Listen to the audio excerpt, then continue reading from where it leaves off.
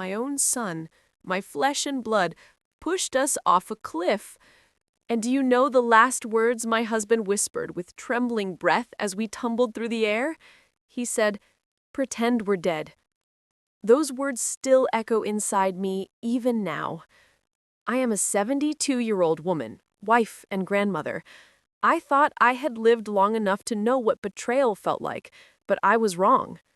No parent should ever face the kind of treachery that I faced in those dark woods, where the very child I had carried in my womb decided our lives had no value anymore. For decades, my husband and I worked hard. He as a factory worker, I as a school teacher.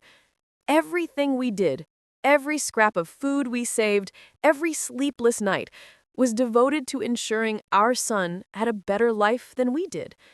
It was our pride, our honor, that our only son, Avery, rose higher than we ever dreamed. And I used to tell neighbors, with tears in my eyes, that if God had given me only one blessing in this life, it was my boy.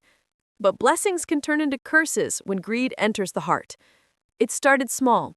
In his youth, Avery often asked for money, for books, for car rentals, for down payments. We gave what we had, sometimes even what we didn't. He was building a life, and we told ourselves that's what parents are for. But as the years passed and Avery's success grew, the requests did not stop. In fact, they multiplied. As his pockets swelled, so did his expectations of us. I remember asking gently one evening, "Son, you earn more than both your father and I made in our best years. Why do you still need help from us?" I expected a laugh, a hug, maybe some excuse. Instead, his eyes went cold and sharp. He looked at me and said, "Because, Mother, you have more than you should. You don't need all that pension. Why let it sit while you just grow old?" That was the first time I felt like I was no longer his mother. I was nothing more than a machine, a living ATM. For years after, his tone grew darker, his visits rarer, and his only questions were about money, never my health or my heart. A mother will endure many things in silence, but some silences become graves. Then came the invitation. One summer weekend, Avery called and said, "Come see the new property I'm buying. It has the most beautiful view." I felt thrilled, foolishly hopeful, believing he wanted to share part of his world with us again. My husband and I arrived with smiles, ready to enjoy the fresh air and our son's company. He led us through a sunlit forest, the ground soft with pine needles, and brought us to the edge of a high rocky bluff with the river glistening far below. It truly was beautiful, breathtaking even. I turned to him, tears in my eyes, and said softly, "Son, thank you for bringing us here." But the face that looked back at me was not the face of a boy who loved his parents. It was cold, studied, his lips curling into a smile that never reached his eyes. He leaned toward us and said quietly, with terrifying calm, "This is the end of the line for you two." Before I could gasp, before my mind could make sense of the words, his hands shot out and shoved us hard. The world spun, the sky, the trees, the ground, all blurred together as I plummeted. My husband's hand clawed desperately for mine, our screams swallowed by the rushing air. And then, above the roar in my ears, I heard his voice.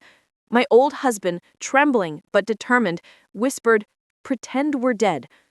In that instant, as death clawed at us, those words were my lifeline. By some miracle, our fall was broken by thick brush and tangled branches that shredded our clothes and sliced our skin, but spared our lives. I lay there gasping, every rib aching, while above us I heard the crunch of footsteps on gravel. Avery's voice floated down, chilling in its freedom. "Good riddance. Now their money is finally mine." My heart cracked in a way no bones ever could. I squeezed my husband's hand, and he whispered again, weaker this time, "Don't move. Don't make a sound." So we lay there like corpses, still and bloodied, while our son, our child, walked away believing his work was done. That night, when the forest grew quiet, we crawled out of the shadows like battered ghosts. Every movement hurt. My husband's forehead bled, my ribs throbbed, but worse was the despair in my chest. For the first time in my life, I knew my son no longer had a mother in me. He cast us away for greed. He buried his own blood with his own hands. That night changed something inside me. No longer would I be the submissive mother who explained away every wound he inflicted. I was something else now. A woman betrayed. A woman who had survived her murder. And heaven help anyone who underestimates the strength of a mother who has nothing left to lose. In the days that followed, every breath was agony, not just in my broken bones, but deep in my spirit. A mother can survive hunger, illness, even poverty, but the knowledge that your own child tried to erase you for money? That pain is unspeakable. Yet instead of letting grief destroy us, my husband and I made a pact. In our small kitchen, beneath the hum of the old ceiling fan, we swore to each other we would not die victims. If Avery believed we were dead, good, let him believe it, for it gave us time to gather our strength and our evidence. Quietly, with bodies still aching, we began our investigation. My husband visited the courthouse in his worn jacket, poring over papers Avery had filed to access our pensions, our house, even my life insurance.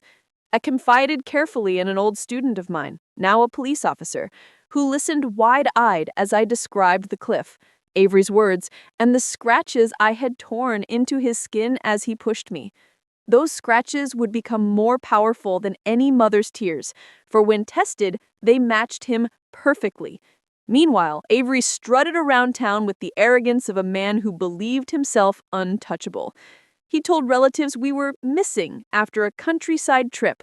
He laughed in cafes, already daydreaming about a life free from the burden of aging parents. But what he had really freed was our rage and our long-buried resolve. When the day finally came, my husband and I did not arrive at his new victory meeting quietly. We walked into the courtroom alive.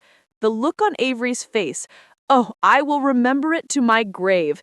He went pale, lips trembling, the smile curdling on his face as though he had laid eyes on ghosts. And perhaps, in a way, he had, because the parents he once knew, the forgiving kind who bent to his every demand, had died on that cliff. What stood before him now were survivors, warriors who had come to drag truth into the light. The prosecutor laid it out with precision. Attempted double homicide, inheritance fraud, elder abuse. Every brick of his deception smashed down one by one. My testimony was steady, my husband's voice firm. And then the details appeared. Our scratches, his fingerprints, the trail of greed in black and white bank records. Avery tried tears, begged the judge, muttered, "It was an accident." But even in that courtroom, he refused to look us straight in the eyes. He knew those eyes no longer held a mother's unconditional love. They held judgment. They held truth. And when the gavel slammed down declaring him guilty, it was as though the chains he tried to fasten on us had instead shackled him forever. Walking out of that courthouse, people whispered that we were strong, that we were examples. But I did not feel strong. I felt broken, grieving, emptied. I spent nights staring at pictures of Avery when he was a little boy with scraped knees and innocent grins, wondering how that child had vanished into a shadow that could try to kill his parents. Yet through the tears, a seed of awakening grew. One afternoon at a women's gathering, as ointment was massaged into my battered hands, a lady asked me lovingly, "Mama, when last did you do something for yourself?" The question pierced me like lightning. For decades, I had been only a giver, a provider, an ATM. And in that moment, I whispered the truth that shook me. I forgot that I also deserved to be pampered. From then on, slowly, my life began again. My husband and I took walks in the park, hand in hand, like young lovers rediscovering peace. We joined a seniors' choir, our imperfect voices cracking with laughter. We opened a small fund to help orphan children in school, because if our own son threw away love, we could still give it to those who valued it. I cleaned out Avery's old bedroom, not with bitterness, but with release. Gone were the trophies and the posters. and in their place I hung paintings of sunrises, because that is what we had found again. New mornings, freedom, dignity. And now I sit here telling you this story with my hair gray and my body scarred, but my spirit unbroken. My son pushed me off a cliff to silence me, but I climbed out of that silence with fire in my chest and justice at my back. What I learned is simple. Unconditional love does not mean unconditional suffering, and respect is not begged, it is demanded. To any elder listening to me today, remember this. You are not just a purse of pension money. You are not disposable. You are not to be discarded. You are the root from which trees survive, and anyone who cuts down their roots is starving their own soul. So now, I ask you from my heart, what would you have done in my place? Would you still call him son? Or would you bury his name